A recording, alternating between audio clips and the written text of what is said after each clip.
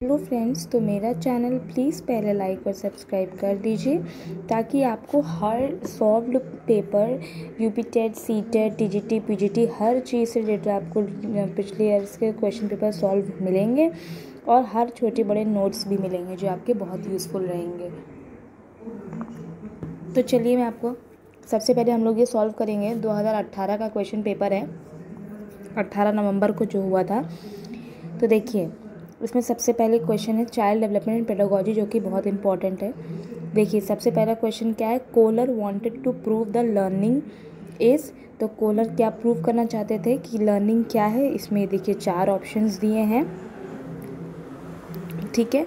तो इसमें जो करेक्ट आंसर है वो है cognitive operation is the correct answer, ठीक है। फिर क्वेश्चन 2 में चलिए, from where to start in order to learn any new language. जब हमें कोई नई लैंग्वेज को पढ़ना शुरू करना था तो हम कहाँ से शुरू करते हैं। हमेशा जो है एसोसिएशन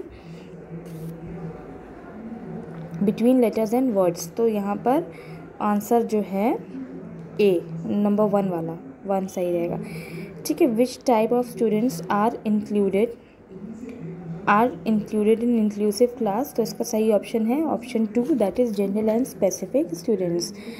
फिर देखिए नेक्स्ट क्वेश्चन, जो इनको मैथ्स में सॉल्व करने की दिक्कत होती है प्रॉब्लम, तो उसको कहते हैं डाइस कैलकुलिया। कैलकुलिया से आप याद रखना कि कैलकुलेशन, ठीक है। कैल याद रखना तो आपको याद आ जाए कैलकुलेशन। कैलकुलेशन किससे रिलेटेड होता है, मैथ से, तो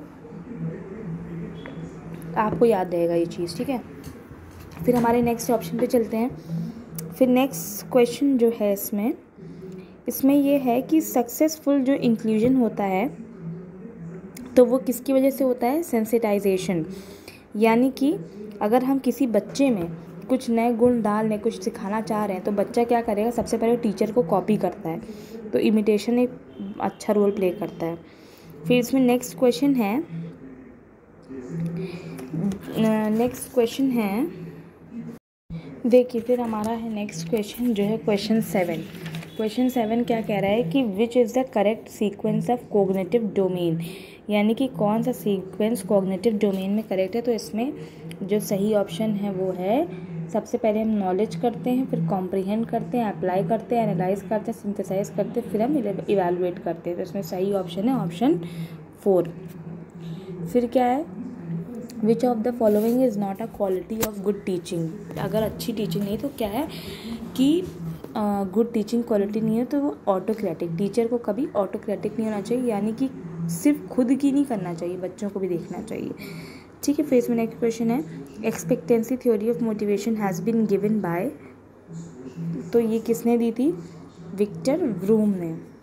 फिर है to which family advance organiser model is related with.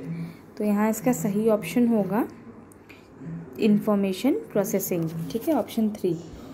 फिर है हमारा 11th question, which is useful in transformation of skills. तो सबसे पहला ऑप्शन सही है, skills transformation is a journey not a destination. Next question है, विच ऑफ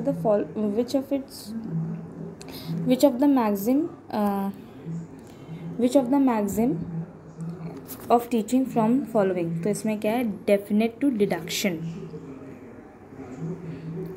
फिर हमारा क्वेश्चन ये देखिए कि which of the following is not a characteristic of intellectual development of later childhood. तो इसका पहला ऑप्शन करेक्ट है, ऑपरेशनल प्लानिंग ऑफ करियर। फिर है which of the following psychologist is associated with language development. So answer is Chomsky. Then Thorndike proved this theory titled, that is trial and error learning. Gang age associated with age and delayed development is 8 to 10 years and socialization. Which of the following is third stage of cognitive development according to Piaget, that is concrete operational stage. Next question is, which is not included in psychological factors that contribute in learning from the following, that is nature of content. Then next, which of the following is a social value, that is altruism. Okay, altruism. Okay, so comes to next questions. Okay, so the next question is,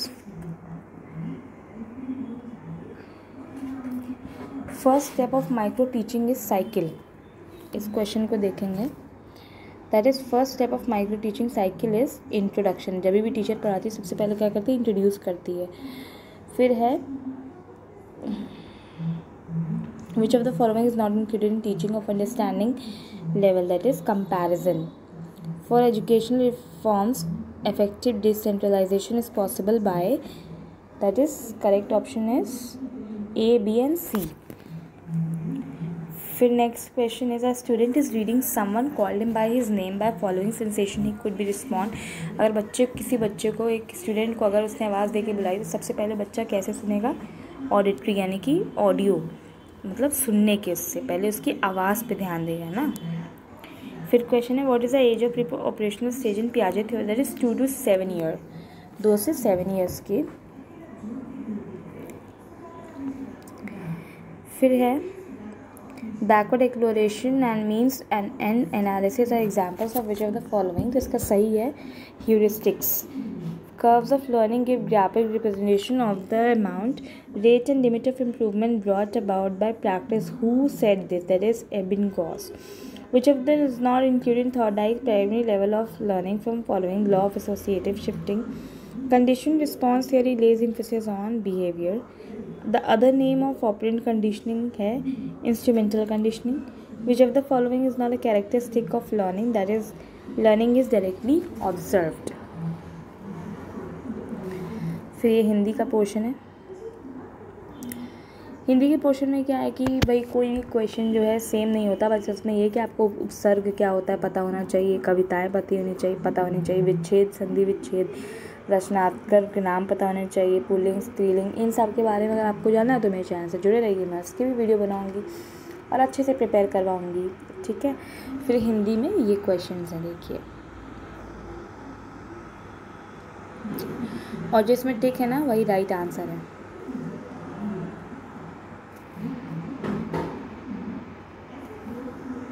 अब देखिए English language में।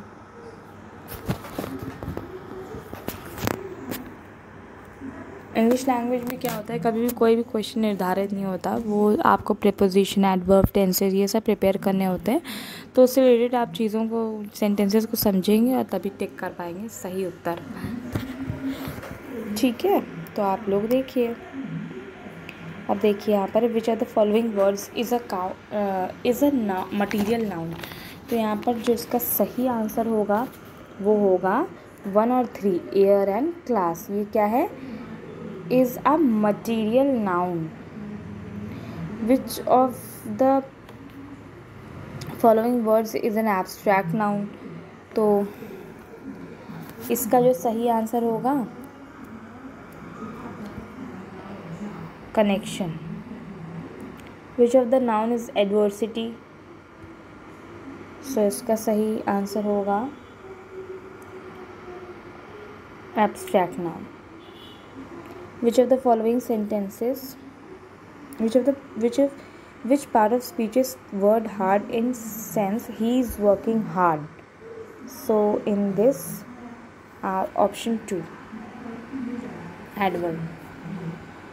Then is which of the following sentences has a conjunction she is poor but she is by nature hospitable? Point out the sentences which is in present preferable. Your sister is wait, okay, your sister visited us। इनमें से कौन सा option correct होगा? तो इसमें correct option है 4, I have finished my work. Then which of the following is a misspelled word derogatory? This is misspelled word. Then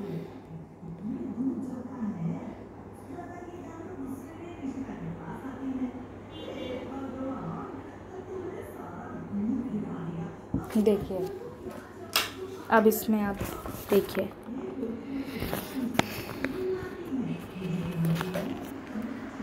इसमें तो आप सिर्फ देखिए कि मतलब इसमें सिर्फ समझिए कि क्या चीज़ कैसे।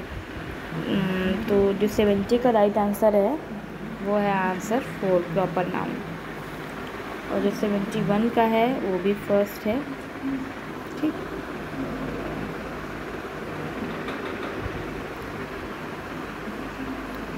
जो 79 का आंसर है, I killed the snake last night. 80, question number 80 का आंसर होगा he does not listen to me, that is answer 1। ठीक, फिर है what is a piece of work is a man. 82 का होगा 4।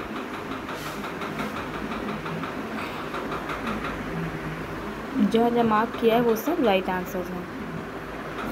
ठीक है,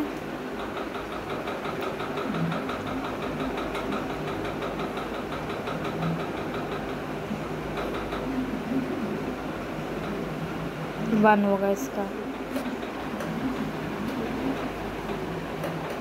इसका भी 1 होगा, इसका होगा 4 डेफिनेट आर्टिकल। फिर आए हम मैथ्स। ओके, ये भी बच्चे 88 वाला भी कर लिया जाए।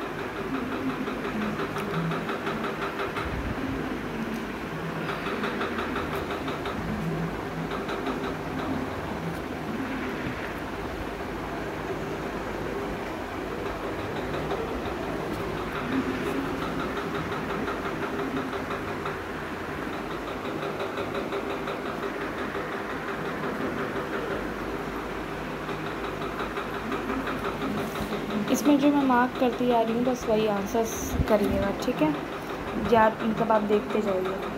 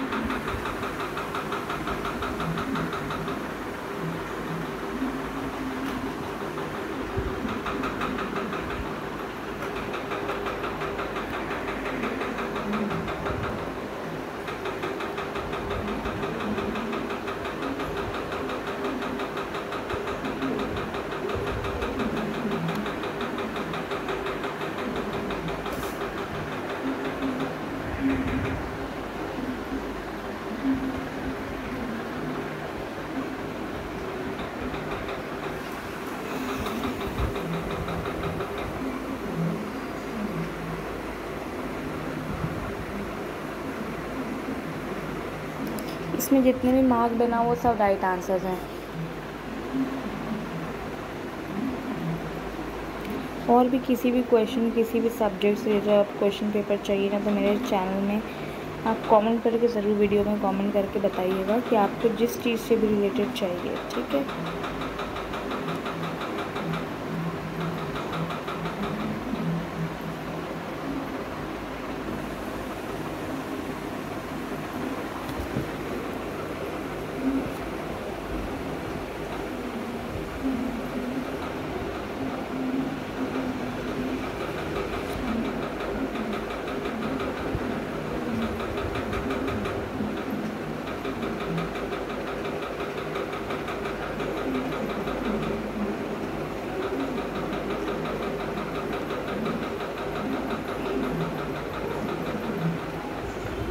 जिनमें मार्क लगा रही हूँ वो करेक्ट आंसर है।